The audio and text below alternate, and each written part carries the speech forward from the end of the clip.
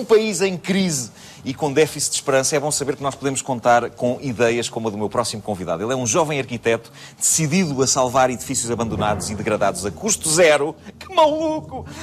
E a dar uma nova vida ao Porto. Ele apresentou o projeto no TEDx ao Porto no fim de semana passado e hoje traz as suas ideias brilhantes aqui aos 5 para a meia-noite. O vosso entusiástico aplauso para o criador do projeto Arrebita Porto, José Paixão.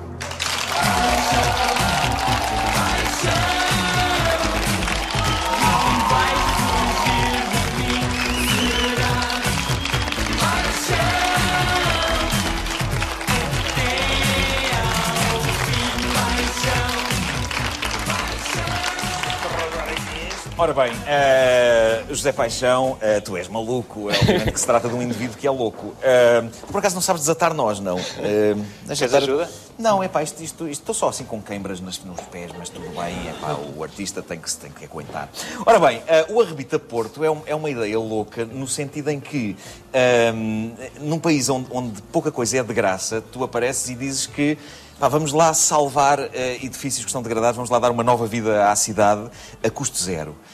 Isso foi tipo um sonho de febre que tu tiveste e, entretanto, os teus pais e amigos disseram estás maluco e tu foste para a frente. Como é que é? Conta-nos lá. É fascinante, está a dizer agora a sério, esta tua ideia. Obrigadíssimo.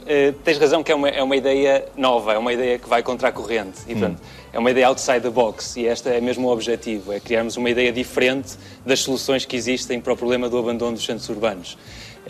O projeto nasceu a partir de uma convocatória feita pela Fundação Gulbenkian à comunidade portuguesa pela diáspora para desenvolverem projetos inovadores para Portugal, para participarem mais ativamente na construção do nosso país. E eu era um imigrante há muitos anos e esta foi uma oportunidade fantástica para propor um projeto. Imigrante mesmo no sentido de ias aos concertos do Nel Monteiro, Jorge Ferreira, esse tipo de coisa, não é? Obrigado. Imigrantes portugueses fazem. Sardinhadas e essas coisas, pois, claro, sim. E basicamente tu não deste ouvidos ao conselho sábio do governo que disse jovens, imigrem, não nos chateiem, vão-se embora.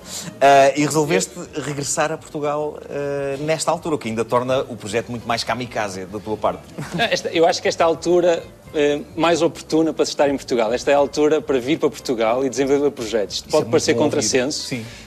Não sei, mas... Não, eu acho que é ótimo porque tu trazes um otimismo incrível e vê-se que é um otimismo sustentado e que tem por trás algo muito concreto. Há esta história que os suecos dizem que os portugueses são sortudos porque têm tudo para fazer, e é verdade. Eu vivi em países como a Áustria, como a Holanda, como a Inglaterra, e a sociedade já está muito estruturada. Em Portugal há tanto para fazer, há tanto trabalho, que podemos pegar por qualquer lado e podemos desenvolver projetos e mudar o país. Somos capazes de o fazer,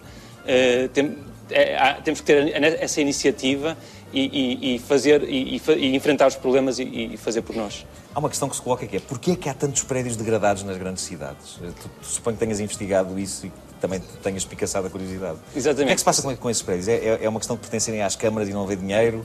É uma questão de senhorios inquilinos? Qual é que é... Porquê isto acontece? Há muitos fatores. A mim chocava-me sempre, quando regressava a Portugal, deparar-me com os centros das cidades completamente desertificados e abandonados. Era um contraste com a realidade que eu conhecia e vivia nos outros países e apercebi-me que o sistema estava feito de tal maneira que não era que era desfavorável para a reabilitação e, portanto, uma série de fatores, o facto de ser mais rentável para empreiteiros construir nas periferias, o facto de haver alguma falta de planeamento na construção das cidades, a lei do arrendamento que também não é adequada. Portanto, uma série de fatores que resultaram na desertificação e na decadência dos nossos centros. E que é um problema que nos afeta a todos, é um problema que afeta com a identidade das cidades, com a segurança das cidades, é um problema que todos conhecemos, é particularmente grave no Porto, onde 2/3 da população saíram do centro do Porto nos últimos 20 anos, quase metade das casas do centro histórico estão vazias, portanto, é um problema para a qual todas as soluções são urgentes, e a nossa proposta é mais uma que pretende contribuir para a regeneração. Eu queria saber ao certo como é que funciona esta questão do Arrebita. Eu quero lembrar que esta pessoa tem apenas... Tu tens 28 anos, é isso? Exatamente. 28 anos, incrível. E, no entanto, tens este projeto super, super bem pensado. Em que é que consiste o Arrebita? Vamos supor, vocês olham para um prédio, ok, este está num estado lastimoso. O que é que vocês fazem? Quais é que são os passos? Pronto, nós montamos uma rede colaborativa que envolve pessoas e empresas e instituições que todas juntas conseguem produzir a reabilitação. E sem necessidade de dinheiro. Aqui a grande diferença com os modelos convencionais é que as trocas são feitas em valor e não em dinheiro. Portanto, temos equipas de jovens arquitetos e engenheiros que vêm participar numa espécie de Erasmus prático, numa espécie de formação. Eles vêm para Portugal desenvolver os projetos e executar as reabilitações. Depois eles usam os materiais que são doados por empresas fornecedoras dentro do regime de mecenato social. Por essas empresas estão basicamente a pagar impostos que têm que pagar de qualquer das maneiras em material que têm em estoque.